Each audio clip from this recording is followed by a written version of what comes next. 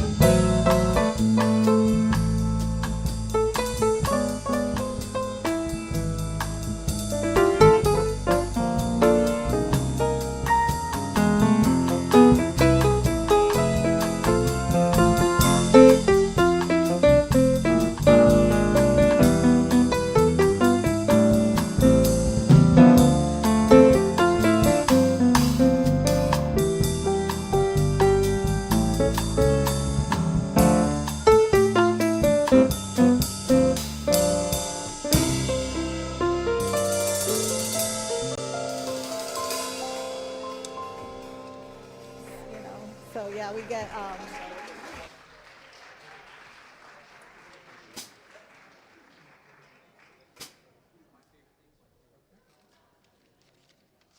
Turn the page, turn the page.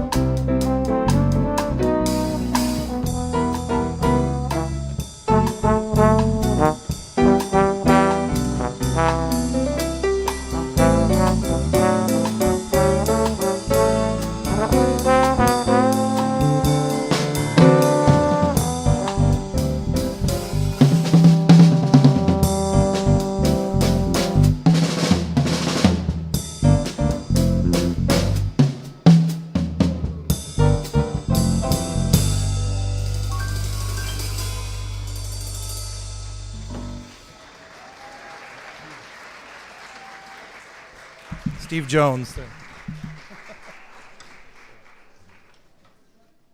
you so much. That was a wonderful way to start our Christmas Eve. I appreciate it. Thank you to the Steve Jones Trio and Michael Holmes on trombone. Thank you.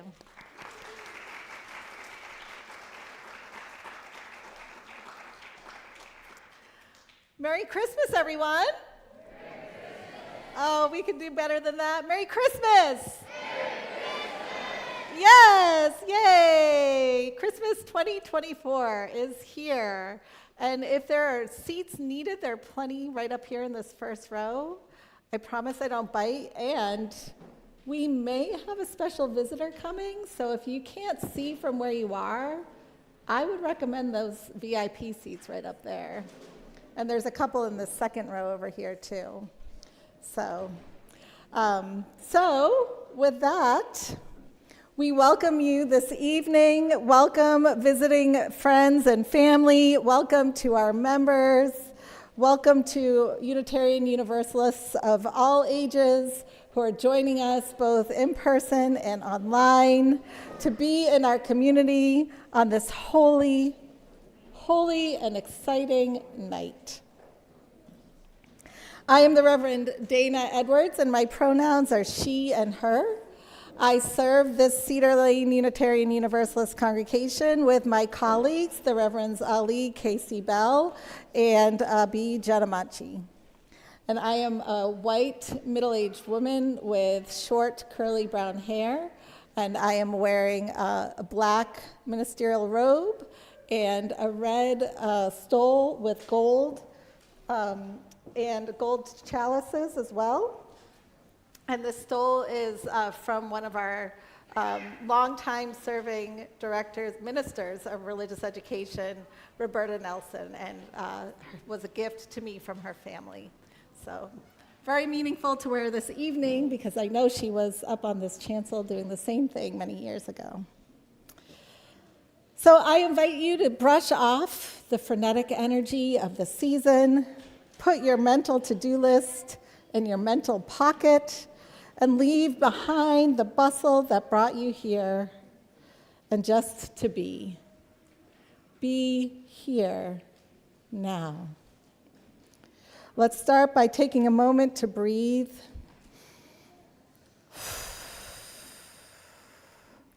And connect with the source of all love and compassion that is ever available to us in this world.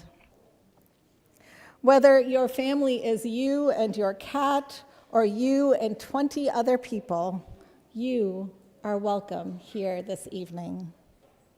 Whether you are elated and excited about the holiday, or ambivalent and dubious about the holiday, you are welcome here. Whether this is your first Christmas or you've had 101 Christmases, you are welcome here. And whether you're joining us in person or online this evening, you are welcome here. You are welcome to bring your whole and holy, perfectly imperfect self here this evening with us. This is our family Christmas Eve service. It is a service that centers the experiences, needs, and interests of families with children and youth. And that seems like a perfect place to be this evening as we celebrate the birth of a child and the expansion of a family from 2 people to 3 people. And we welcome our visitors, family, and friends. And if you're joining us for the first time this evening, we invite you to raise your hand so that we can give you a warm Cedar Lane welcome.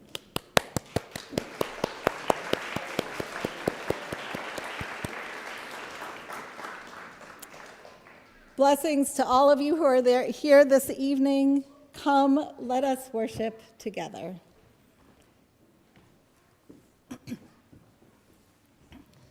Hello, I'm Kara Joan Henry, and I'm serving as your worship associate today. My pronouns are she, her. I am a middle-aged white woman with short brown hair. I'm wearing a long black dress with colorful little polka dots and a rainbow face mask. Lighting a chalice is a beloved Unitarian Universalist tradition practiced all over the world. As Catherine, Raya, Natalia, John Molinen Dunn, and Marilee Dunn kindle the chalice, if you are joining us online, please share in the chat where you are lighting your chalice.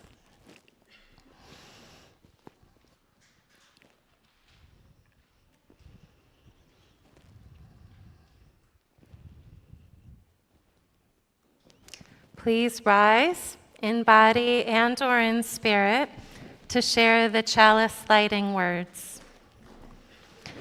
We light this chalice honoring the generous spirit of the season, inviting peace, hope, love, and joy to illuminate our hearts. Thank you.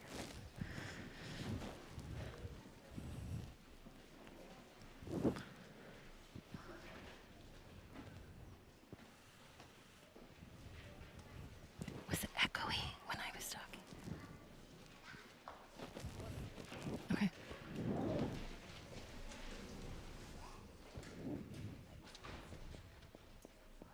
this one.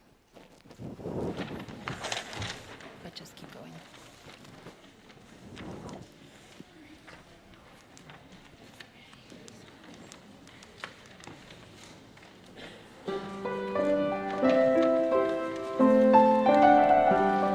There's magic in the air this evening, magic in the air. The world is at her best, you know, when people love and care. The promise of excitement is one the night will keep. After all, there's only one more sleep till Christmas. 'Tis the season to be jolly and joyous. With a burst of pleasure we feel it arrive. Oh, it's a season when the saints can employ us to spread the news about peace and to keep love alive.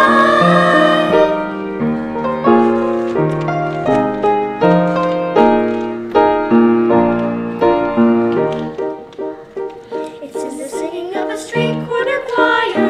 It's getting home and getting warm by the fire. It's true wherever you find love, it feels like Christmas. A talk of kindness that we share with another, a sweet reunion with a friend or a brother. In all the places you find love, it feels like Christmas. It is the season of the heart, a special time of caring, the rays of love make clear. It is the season of the Spirit, God's message, if you hear it, is make it last all year.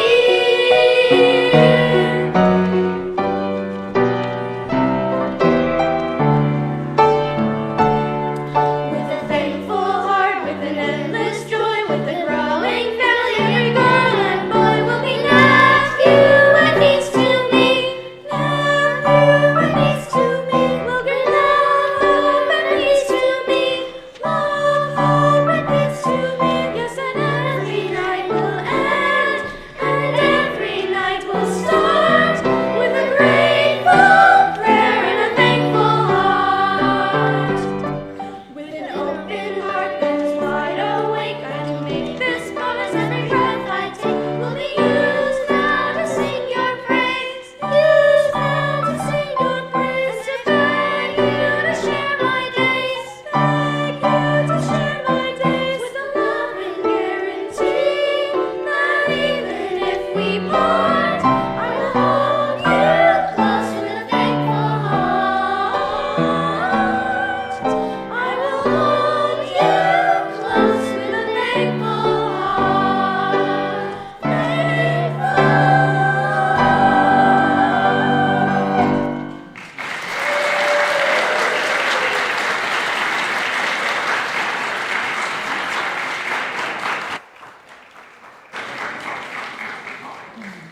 Thank you, Children's Choir. That was very, very sweet. And there's only one more sleep till Christmas. So exciting. And tonight is special because it is a celebration of a birth. For so the children come, and so they have been coming. No angels. Go ahead, say it again. No angels herald their beginnings. No prophets predict their future courses. No wise people see a star to show where to find the babe that will save humankind. Yet each night a child is born is a holy night. Parents sitting beside their children's cribs feel glory in the sight of a new life beginning. They ask, where and how will this new life end? Or will it ever end? Each night a child is born is a holy night, a time for singing, a time for wondering, a time for worshiping. Tonight we celebrate and honor those children who have been born and adopted in 2024. As a Unitarian Universalists, we have reverence for all life. And the children named this evening are a part of that life's sacred circle. As we read their names aloud, we will also light a candle to honor their presence. Welcome, Rami Lou Miller, granddaughter of Eiling Louie. Blake Elliott Ehrlich, child of Amanda and Justin, and grandchild of Carl and Debbie Goodwin. Ruari J. Nikolich, child of Elise and Luke, grandchild of Gretchen and Michael John. Quinn Harlan Strella Green, son of Mark and Kayla, grandson of Vicky and Paul Strella. Chabarush Narasimhan, child of Mamahau Swaidi and Narasam and Balaji Narasam. Kira Welsh,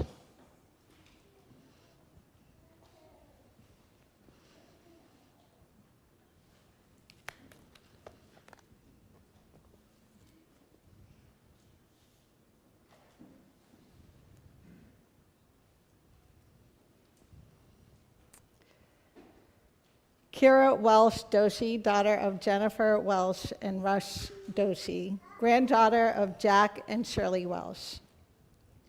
Allison Diana Alvarez Avalos, daughter of Roxana Avalos and Albin Alvarez.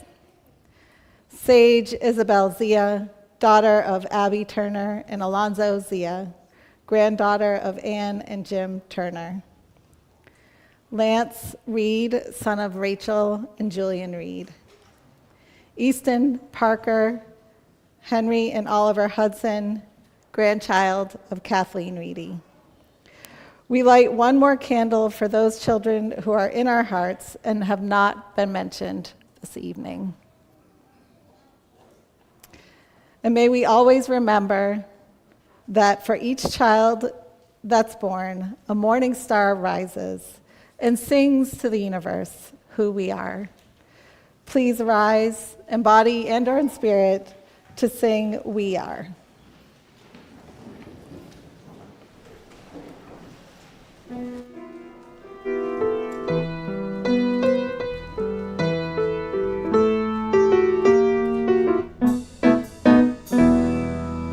For each child that's born, a morning star rises and sings to the universe who we are. For each child that's born, a morning star rises and sings to the universe who we are.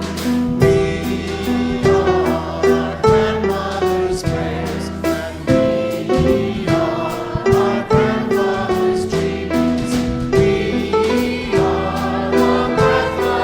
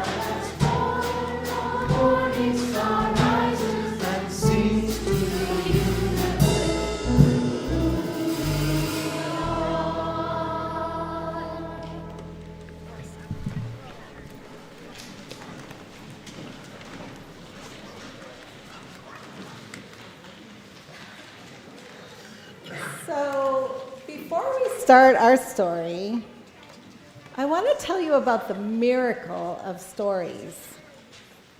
Stories are gifts that we give to each other. For many years, one of Cedar Lane's ministers, Reverend Ken McLean, gave the congregation the gift of a story every year for Christmas.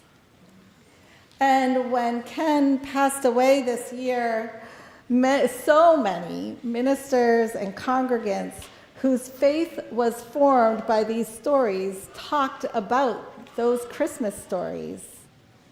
They're one of the favorite memories that people have of him.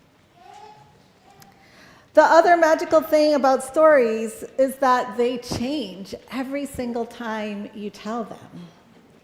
And stories in the oral tradition, like Ken's Christmas stories, are stories that are meant to be told in a way that is magical for the people who are listening. The story I'm going to share was shared with me by a colleague so that I could bring new life to this story. And someday, maybe someone here or someone listening online will bring new life to this story again. So we're going to start by opening the Wonder Box. And I wonder if there's someone who would like to open the Wonder Box. Oh, lots of people. Let's see. In the red, way in back. There you go. Come on up. There'll be other chances too. So.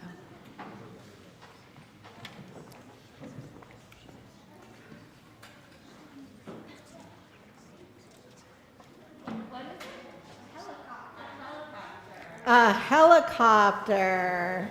I wonder what a helicopter could have to do with Christmas. Thank you so much for sharing that with us. You want to put it back in the box?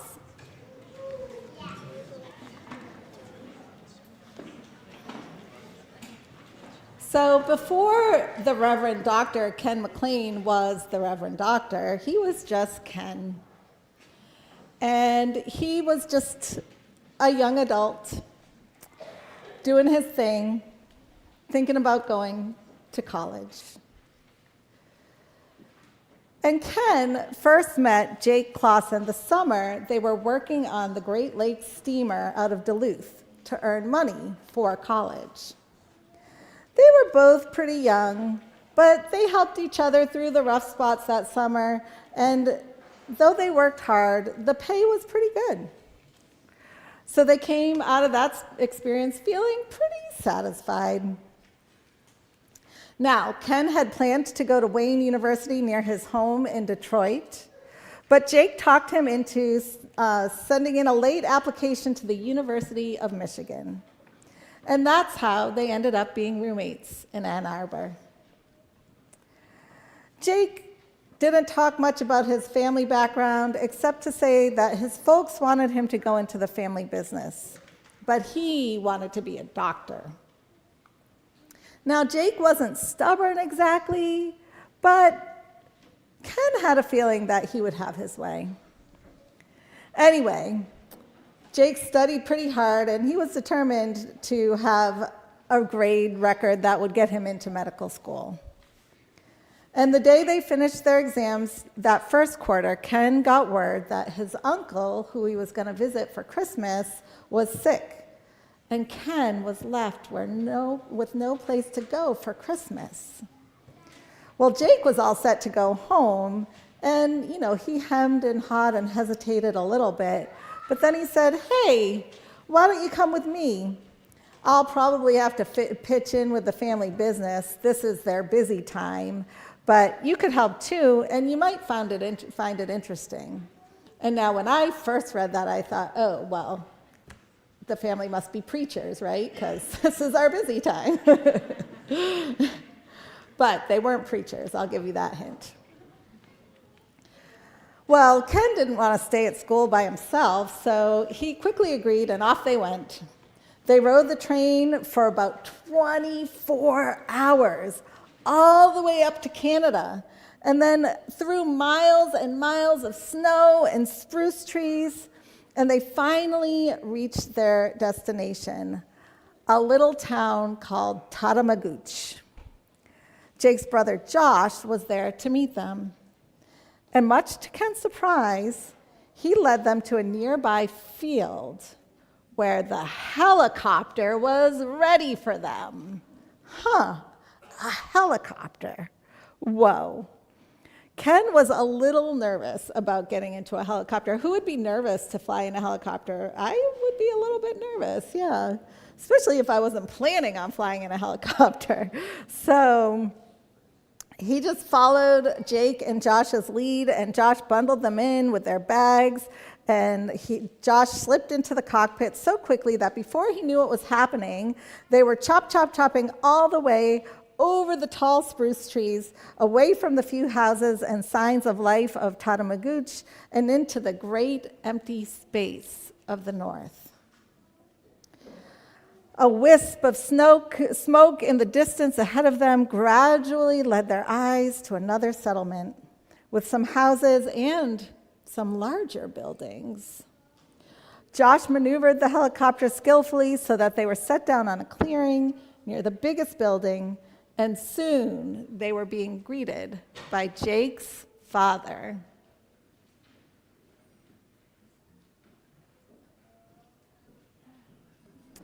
Hey, Jake's father.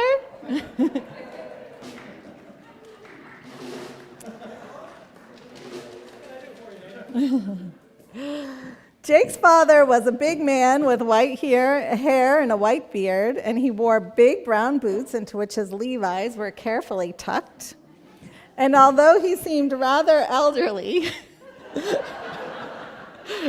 those were Ken's words, not mine. Although he seemed rather elderly, he looked strong and vigorous, yes.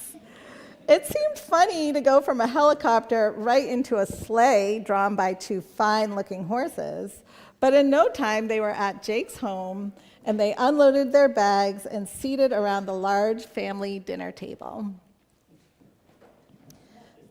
Ken gathered the family business was some kind of manufacturing and distributing, some kind of product, but he couldn't understand what they were talking about. They kept teasing Jake's brother Tom about having all the A's, Alaska and Argentina and Austria and Albany. They said that even with the new whirlybirds, he was never going to get through all of those by breakfast. Soon supper was over, and Jake's father pushed back from the table and said, "Well, come on, gotta get back to work." And Jake's mother looked at her husband with some concern and said, "You're working too hard. Why don't you take this evening and stay home and visit Jake and his friend?" Nope, can't do it, too much to do. Need a lot of help this year. Well, Jake said, "We'll help." And sure, said Ken, "We'll help." And as they walked towards their next unknown adventure, they sang some Christmas carols. And let us rise in body and our spirit and sing with them, "People Look East."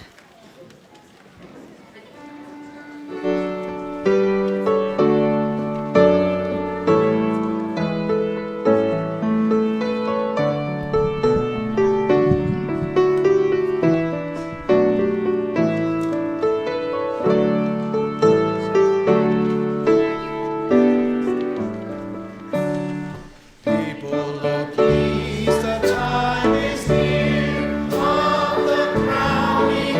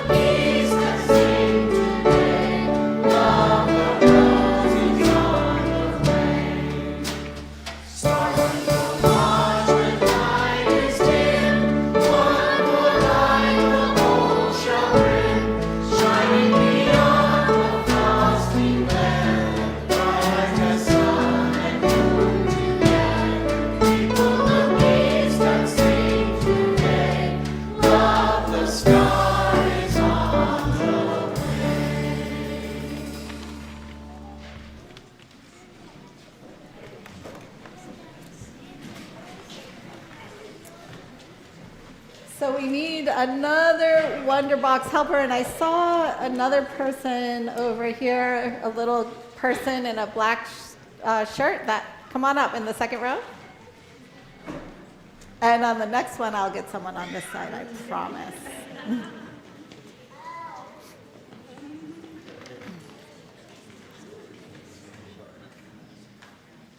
What could it be?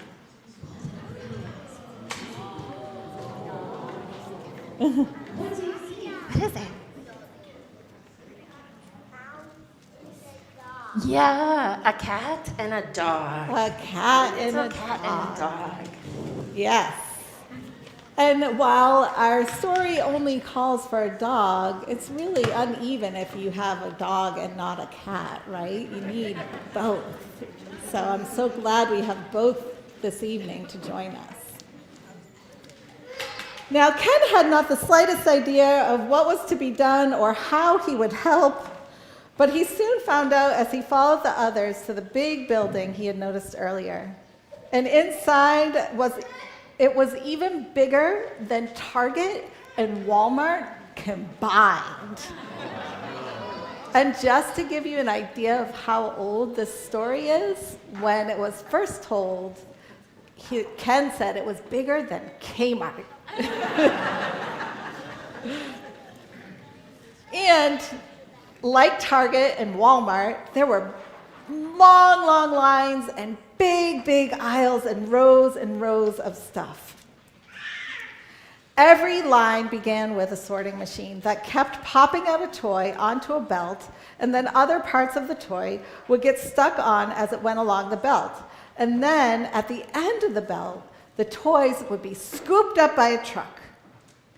"Wow," said Ken to Jake's father. And Jake's father said, "Yes, well, we are all automated now in this section. Why don't you work down there by number 17 and see that everything is going to the right place?" And before Ken could answer, Jake's father was gone. A lot of things came together on number 17. There were Rock'em Sock'em robots labeled for Ohio, and some Barbie dolls for Michigan, and some Tamagotchi toys for Tokyo, and cricket bats for London, and some silver-bladed skates for Amsterdam. But the one that caused all the confusion were the big stuffed dogs labeled for Tennessee and Oklahoma. One of them fell off the truck and caused 17 Barbie dolls to dump onto each other. And so Ken pushed back the dog back onto the self-propelled truck. But then he noticed that the truck was headed for the wrapping room, and the dogs didn't have any ribbons on them yet. So he gave the truck a shove in the right direction and then steered it to the big door that was marked buttons and bows. Somehow, Ken lost his balance, and the next thing you know, he was being pushed along on a track that he thought was a machine stabbing him and strangling him, but it turned out that it had actually sewed 4 buttons down the front of him and tied a big red ribbon around his neck. And Ken yelled, "Hey, that hurts!" And the machine picked him up and shook him, and a voice said, "Remember, you're a dog." And Ken said, "Ow, ow." And the machine said, "Well, that's better, but you better pronounce it bow wow." Luckily, Jake's brother rescued him just before he was pushed into the wrapping room and wrapped up.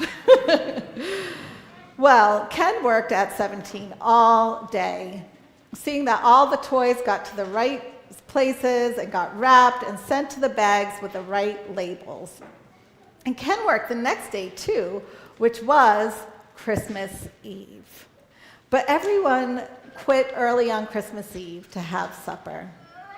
Now, by that time, Ken should not have been surprised by anything, but it gave him a very strange feeling when Jake's father came to the supper table in a red velvet suit.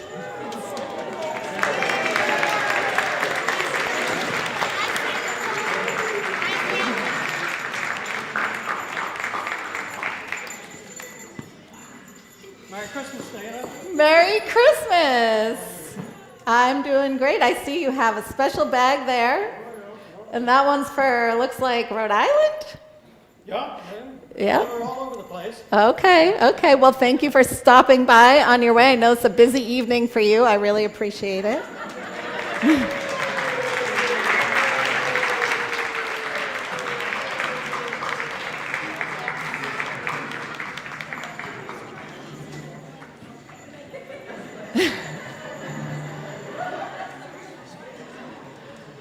Wow, what a special treat to have Santa here.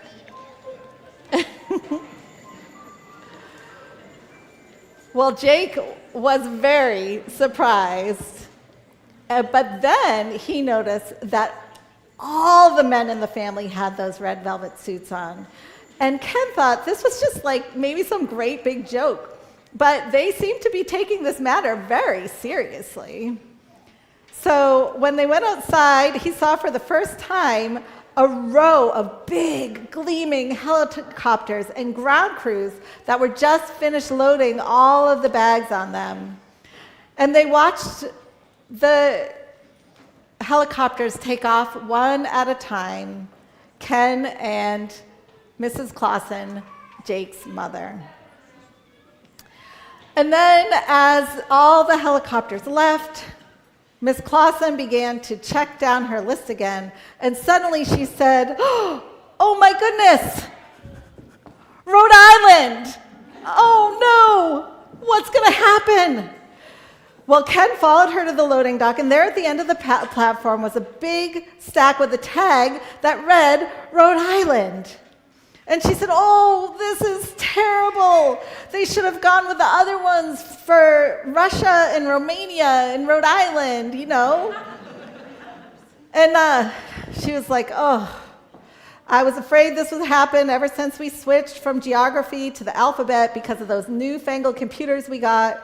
And now the children of Rhode Island will wake up and find no toys at all." "Well, that's terrible," said Ken. "Is there anything I could do?" She looked him up and down for a moment. And then she muttered, "Well, all of the helicopters are gone, but we do still have Sam's sleigh. And I do wonder if the reindeer can make it one last time." And I guess he could fit into Tom's old suit that he outgrew last year. After that, things began to happen fast. All of a sudden, he was in Tom's suit, and it was fine so long as Ken didn't breathe too much. And it wasn't long enough either, so his wrist kind of dangled out, but that wasn't as bad as the beard that tickled and that kept falling off. But Miss Clausen said, "Remember that poem, 'Twas the night before Christmas and all through the house?" And Ken continued, "Not a creature was stirring, not even a mouse," he continued. And she said, "Fine, yes, that'll do. Well, Rudolph will guide you, and all the other instructions you need are in that poem." And as he prepared to leave, Ken sang a Christmas carol to calm his nerves.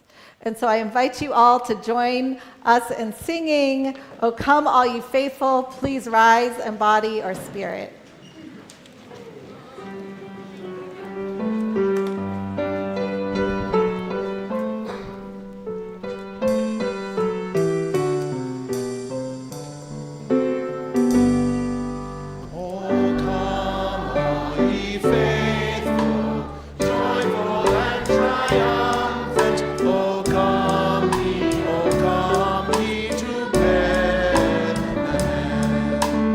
Come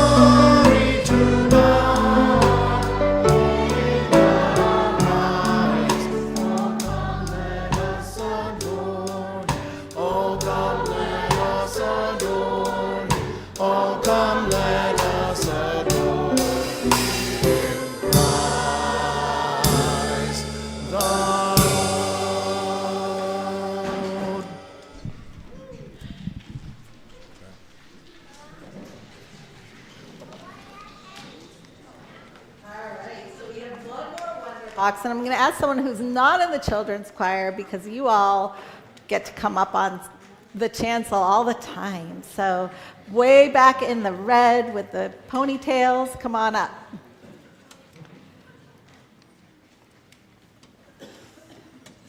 I wonder what could be in the wonder box this time.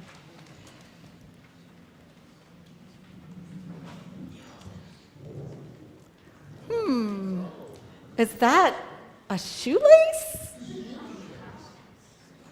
Thank you so much. I wonder what a shoelace could have to do with our story of Ken McLean riding a sleigh with a reindeer.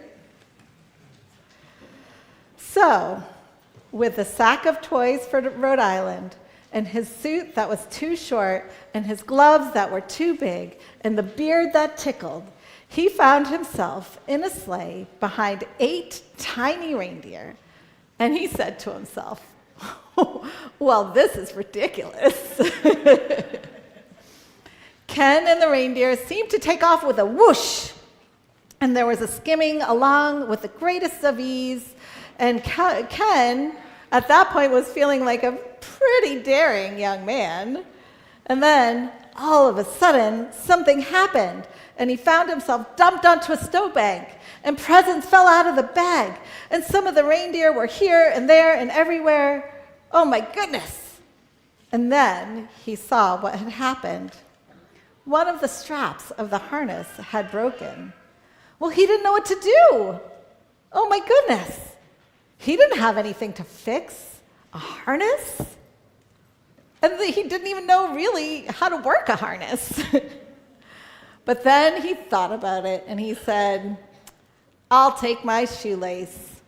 And he tied his shoelace and untied his shoelace from his foot and tied it to the harness and strapped it together.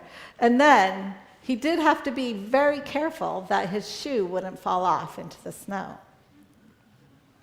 2 of the reindeer began to wander off while he was doing this, and he called to them, and he noticed that each one lifted his head when his name was called. So frantically, he tried to remember the words to the poem. So let's help. If you can remember the words, if you've heard this poem before, let's try to say it all together. Now, Dasher, now Dancer, now Prancer and Vixen, on Comet and on Cupid, on Donner and Blitzen. And who could forget the most famous reindeer of all? Rudolph! Well, that did it. Off they went, and the next thing you knew, he was in Rumford, Rhode Island. The first rooftop was a little bit tricky, and he skinned his knuckles going down the chimney, but he got the toys and the stockings filled. And then he remembered to laugh and try to shake his belly like a bowl full of jelly. But it seemed to feel more like a bowl full of peanut butter to him. And then he thought he was through and ready to go back up the chimney, but he couldn't remember how. Does anybody remember what he has to do? Yes. Well, first he tried up, up, and away. Did that work? No. Nope. Nothing happened, and then he remembered that was actually Superman, so. But as he was thinking, he scratched his head, and then he scratched his nose, and then zoom, bam! He was halfway up the chimney when he banged his knee and remembered all the way up, and laying his finger aside his nose and giving a nod up the chimney he rose. And he worked pretty fast after that. Ken was able to figure it all out after that, and he went from Triverton to Providence to Pawtucket, and then to Cranston and Warwick and Wickford and Arctic and Mannock. And it was kind of like delivering newspapers, which is something that they used to do back when Ken wrote this. I don't think they do that anymore. But it was kind of like delivering newspapers, but more fun, according to Ken. And he filled all the stockings and put presents under the tree, and he even learned to go up and down the chimney without getting too banged up. And the reindeer were just great. They seemed to be enjoying the whole thing. And he kept hoping the shoelace would hold. And then once, he almost lost his shoe coming up the chimney, but he grabbed it in the Saint Nick of time. Well, he was pretty exhausted, as you can imagine, and the tiny reindeer were too. But they, held together by a shoelace, deposited him and the sleigh and the empty bags at the Clausen's front door. And everyone was back. And Mrs. Clausen had a big breakfast on the table with sausages and flapjacks and eggs and steaming cups of coffee. Jake, she said, I wish you would consider taking up the family business again. I was proud to marry your father, Sam Clausen, and I'd be proud to say, there goes my son, Santa Clausen. But Jake said, no, Mama, I still want to be a doctor. Remember, she said, if you did it my way, it would only mean house calls once a year. And Ken thought to himself, well, I guess every family has its own problems in celebrating Christmas. But he was glad that he had come home with Jake for Christmas. And so would the children of Rhode Island be glad if they had known what a close call they had. So let us now rise in body and spirit and celebrate the success of Ken McLean's first trip with Jake. And join us in singing Joy to the World.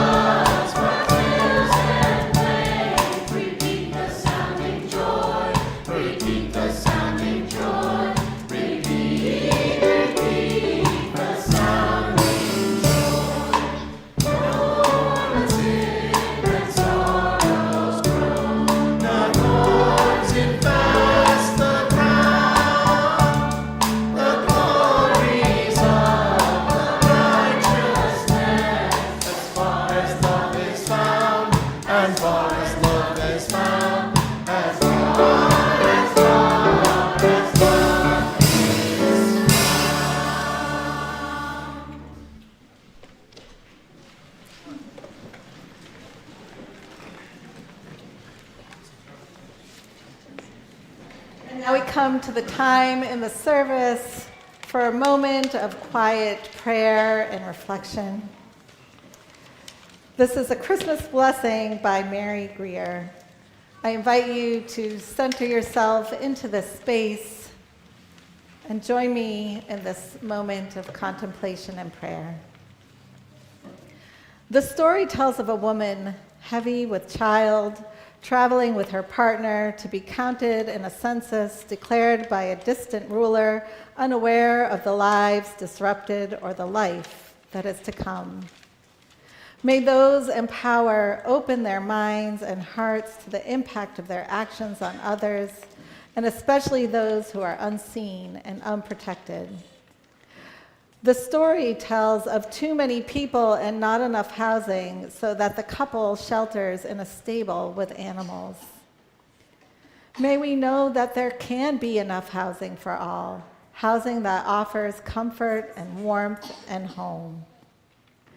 The story tells of a baby born on a cold night, the birthing cries unrecorded, perhaps unheard. A child swaddled, loved, and warmed by his parents and the animals in the stable.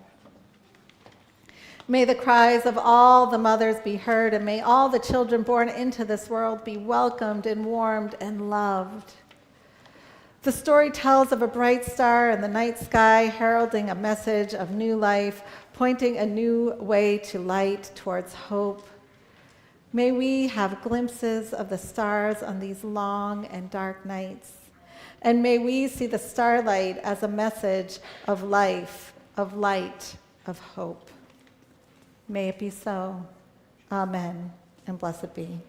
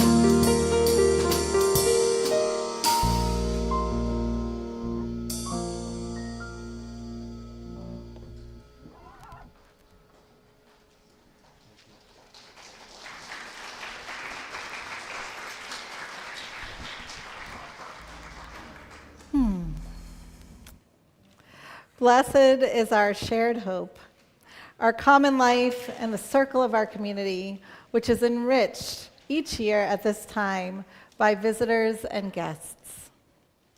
Blessed is our circle of care, celebration, and hope, embodied in Cedar Lane's mission and vision to explore the eternal, nurture community, and build a more just world. In the season of gratitude and generosity, we have much to be grateful for.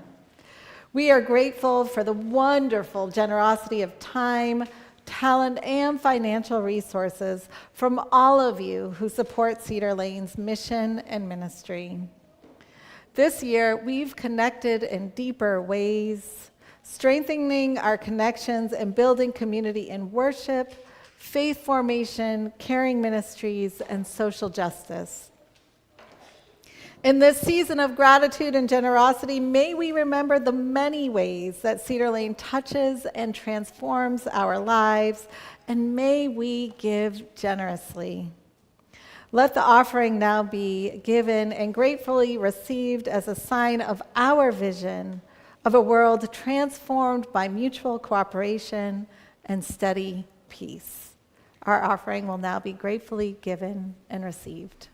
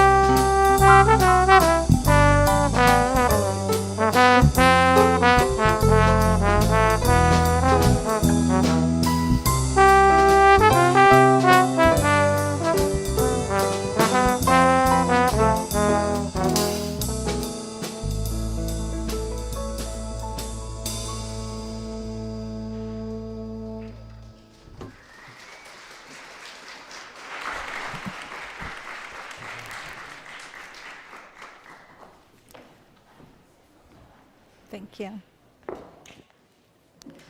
We have come to the time in our service when we rekindle our lights, a time to center and reflect before we sing Silent Night. I invite you to rise in body or spirit as we light our candles. And let us light these Christmas candles we hold so dear. Candles of joy where sadness disappears. Candles of hope where despair hangs heavy with tears.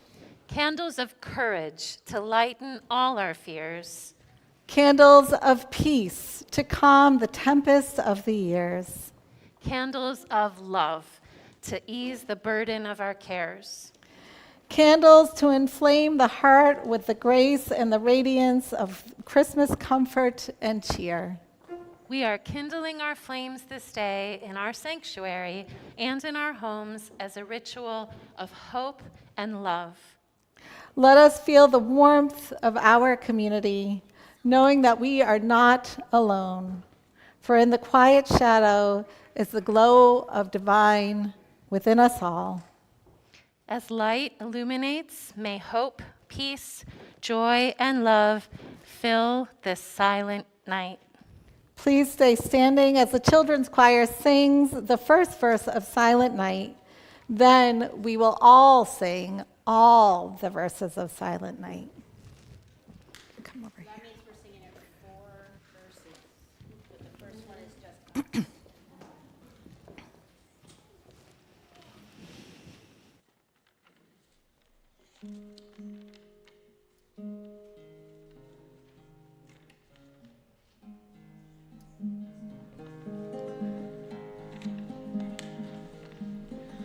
Silent night, holy night, all is calm, all is bright. Come, young virgin mother and child, holy infant so tender and mild. Sleep in heavenly peace. Sleep in heavenly peace. Silent night, holy night, all is